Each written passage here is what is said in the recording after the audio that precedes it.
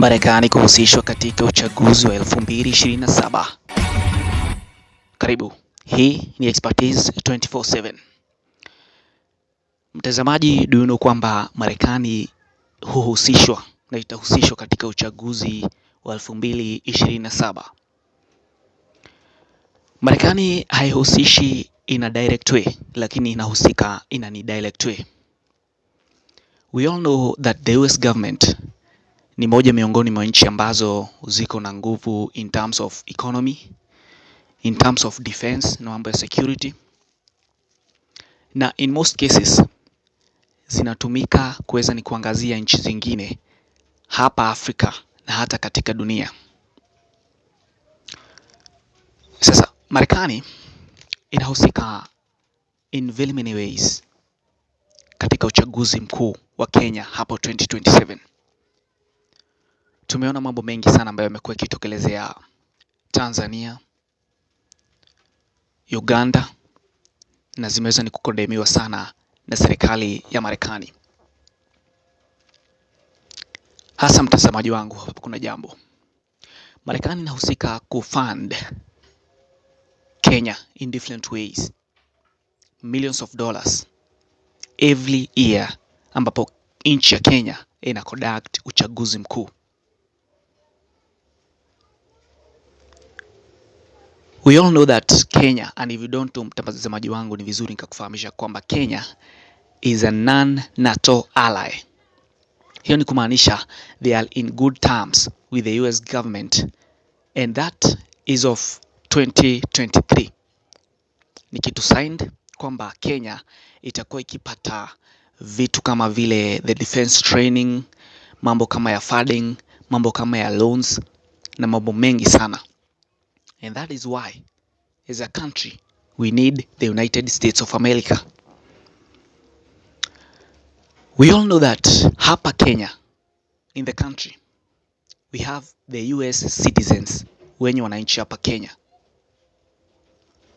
And the US government is always responsible to protect their citizens every time.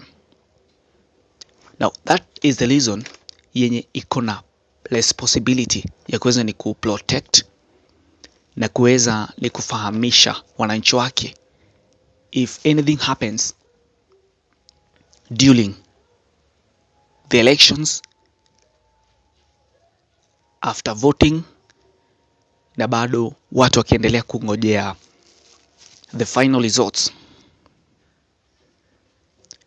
Now the funding, hii huwa ina fund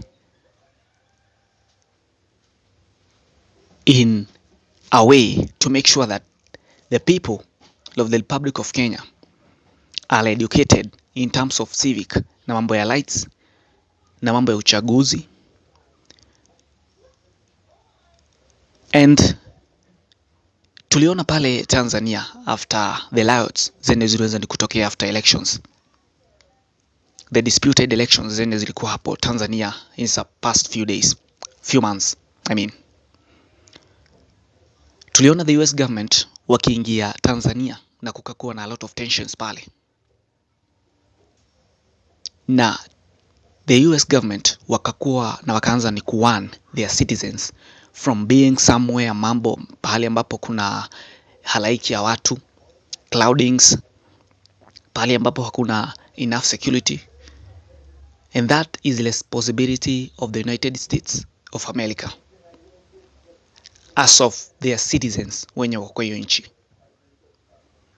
Sasa hapa Kenya tumeweza ni kuona watu wengi sana wakisema kitu ambacho kilifanyika pale Uganda, kitu ambacho kilifanyika pale Tanzania kinaweza kikajirudi hapa Kenya.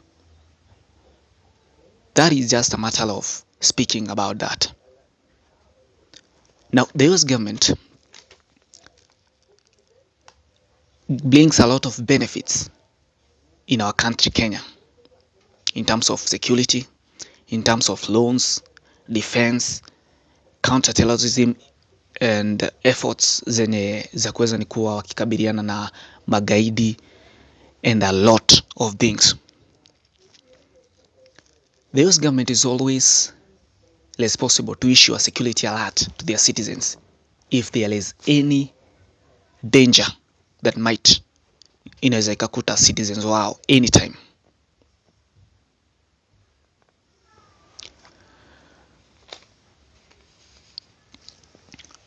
Tuliona the administration of Donald Trump ikiangazia mambo ya visa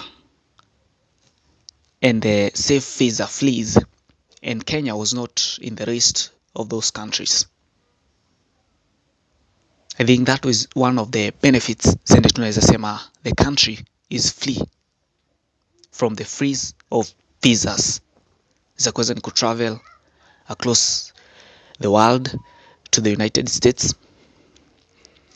Na tunajua the US government wako na an embassy ya kuweza ni kuangazia mambo ya kuingia na kutoka ukielekea nchi ya United States, Marekani, na ukitoka Marekani ukiingia Kenya. We have seen a lot of things really happening in this administration of Donald Trump, from the Nigeria, Angola, Sudan, Tanzania.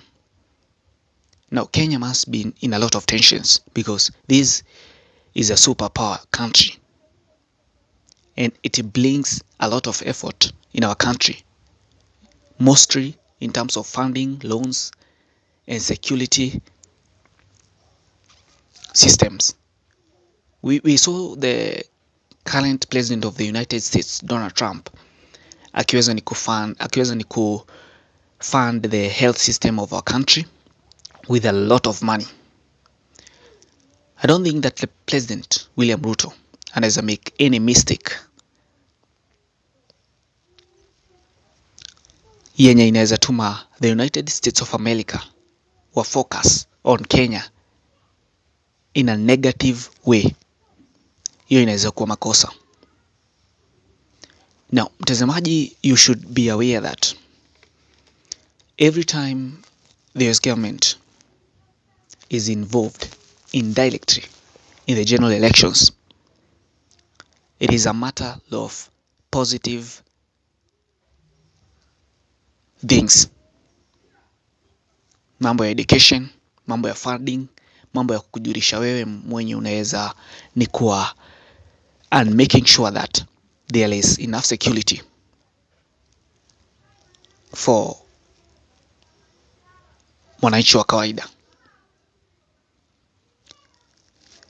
I think in the few superpower countries, US government brings a lot of efforts in African countries,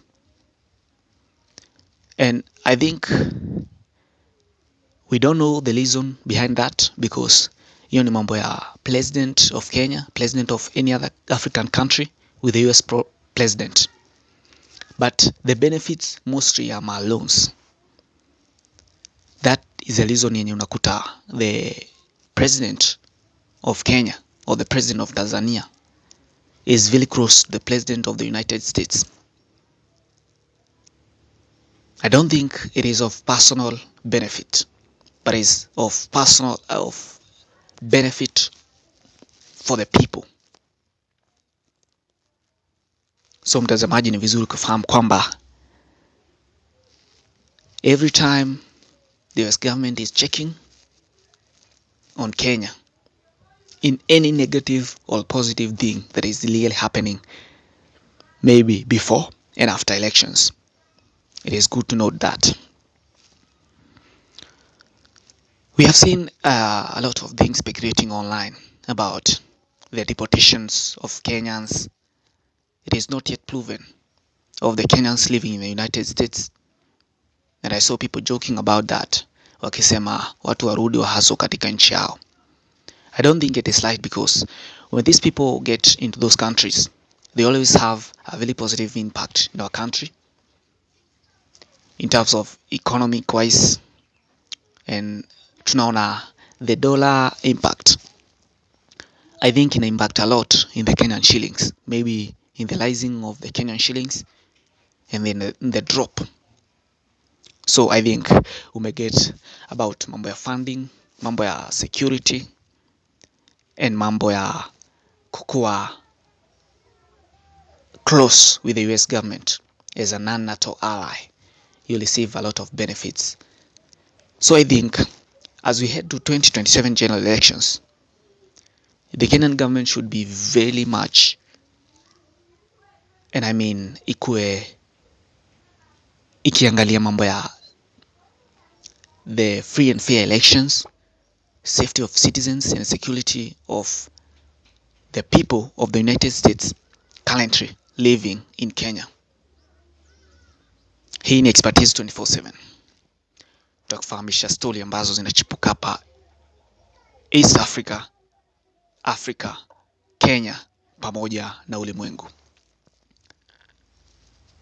It takes 1 second of your time to hit on that subscription button that is down this video, and you're gonna be receiving a lot of information that it is intended to be of your own information, kwamba hizi ni mambo ambazo zinatuhusu sisi wenyewe, maybe indirectly or directly, because we have Kenyans living abroad, and the connection with the Kenyans living abroad, their security, their health, their well-up, I think it all concerns everyone, each and every person. So shukran kwa kutazama hii video. Kindly subscribe. See you in the next episode. Mungu akulinde.